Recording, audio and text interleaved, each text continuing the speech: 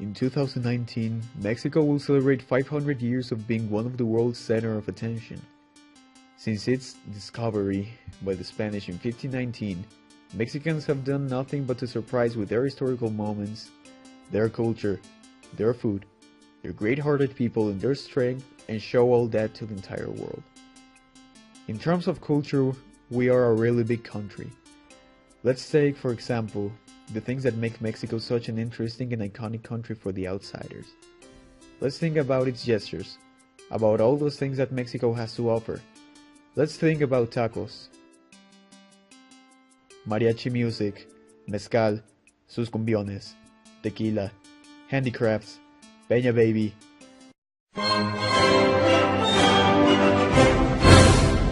traditions, Día de Muertos, tortillas en frijoles, warm weather, charro hats, bad words, among many, many others. These things may sound simple to you because you live in here, but one or more of these things are the reasons why the foreigners that come to Mexico have a hard time trying to leave. And well, let's face it, these are things we will miss too, with all our heart.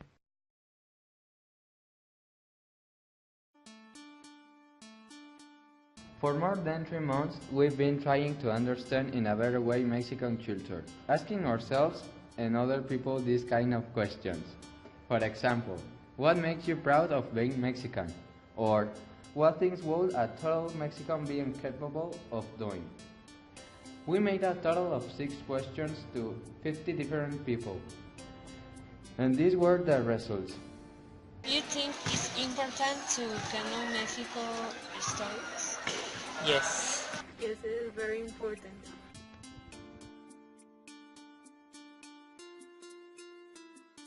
In a scale of 1 to 10, how would you posted your knowledge of Mexico story? 5. 6. What makes you proud about being Mexican? The Mexican culture. The food. The tradition. Do you consider Mexican culture is unique or borrows parts of their culture? I think it borrows parts from other countries. I think it's very unique. It's unique. What things did you do that make you feel you are full Mexican? The tradition. Celebrate Mexican cultures and traditions. The culture. What things would total Mexican be incapable of doing? Disrespect the flag. I'm following Mexican rules. Thanks. You're welcome.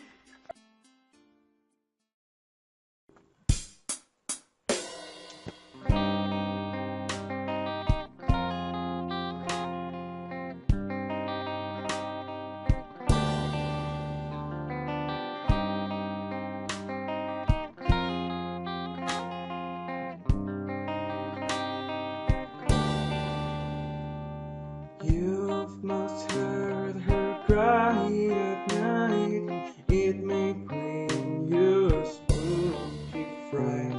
She's in a constantly fight because she just wants to find her child. This is the story of how they died. The main focus for our English language-based project was the study of Mexican legends, most particularly the legend of La Llorona, probably the most popular Latin American legend worldwide. During our research, we found out that this is a legend that has many versions depending on the region. It was not a surprise though, for it is normal for legends and myths to change certain aspects or details from person to person. But we were surprised by how radically different some versions of La Llorona are from one country to another. It's for this reason that we decided to dedicate our ELBP to this, dedicating a song, the one you're listening to right now, and a short video to this iconic legend. And then a nursing Native American, where he couldn't keep his promise and stop her with another woman, because these were unsimple times. Marrying a native into her life. Pablo and Yuniqua are talking about school and homework. Their English teacher, David, gave them the assignment of investigating Mexican legends, and that is what they are going to discuss now. So how is David going? Which one? The one about the legends? Yes, that one. Okay, I guess. Why? Well, that's because I chose to do it about La Llorona legends, but the thing is that there are a lot of different versions spread all across Mexico. But I think I'm going to choose the one that takes place in Mexico City, because that is like the original one. Wow. And what is that one about? Well, do you really want to hear it? Sure.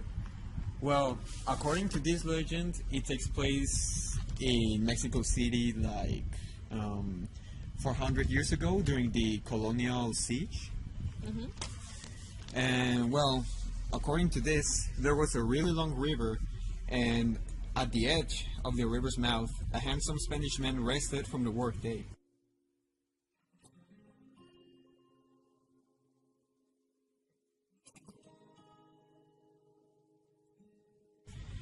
Suddenly, a young and beautiful native girl settled a few meters next to him.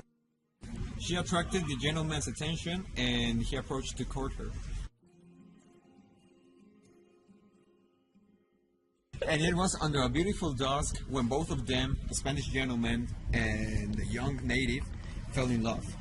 During the long hours they spent walking close to the river's edge, the man wouldn't hesitate and waste an opportunity to flatter her and charm her with his kindness. Many sunsets and numerous walks later, they had babies. But even though the Spanish man seemed to be happy, because in part he was, he didn't feel complete until he settled down. But although he loved her very much, times weren't ideal, and someone at his level couldn't marry a woman like her. The native girl began to feel the distance between her and the Spanish man, and she went to the river and stood there for a while, until she saw him with another woman in a date, hearing the exact same words coming from his mouth the night that she met him. The Spanish couple called it a night, and the man began his way back home.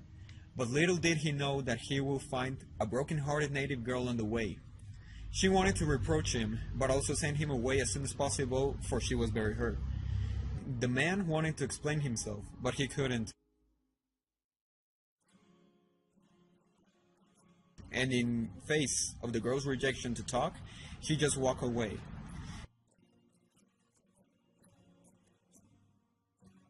Days later, the man and the Spanish woman got committed. Wounded and feeling deceived, she decided to take both of her children to the river to finish with her pain. She was stumbling between the anger and the pain when she saw in the distance how the new couple was very happy.